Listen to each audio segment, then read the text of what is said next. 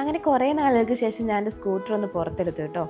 ഞങ്ങളുടെ കാറിന് ചെറിയൊരു പണി കിട്ടി. അപ്പോൾ ബേസിൽ കാറൊന്ന് സർവീസ് സെൻറ്ററിൽ കൊടുക്കാൻ പോയതാണ്. അവർ തന്നെ തിരിച്ച് ബേസിലിനെ വാളകത്ത് കൊണ്ടുവിട്ടു.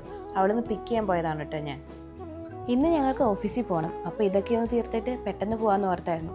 പക്ഷേ ഒരു ട്വിസ്റ്റ് ഉണ്ടായി. തിരിച്ചു പോകുന്ന വഴി കനത്ത മഴ. ഞാനാണെങ്കിൽ റെയിൻകോട്ട് എടുക്കാനും മറന്നുപോയി. ഈ കണ്ടത് ഞാൻ റെയിൻകോട്ട് എടുക്കാത്തതിൻ്റെ റിയാക്ഷനാണ്. പിന്നെ മഴയൊന്ന് ഒതുങ്ങിയപ്പോൾ അപ്പം തന്നെ വണ്ടി എടുത്ത് തിരിച്ചു പോന്നു കേട്ടോ. തിരിച്ച് വന്ന് കുളിച്ച് റെഡിയായി നോയിനെയും റെഡിയാക്കി വന്നപ്പോഴേക്കും അത്യാവശ്യം നന്നായിട്ട് ലേറ്റായി.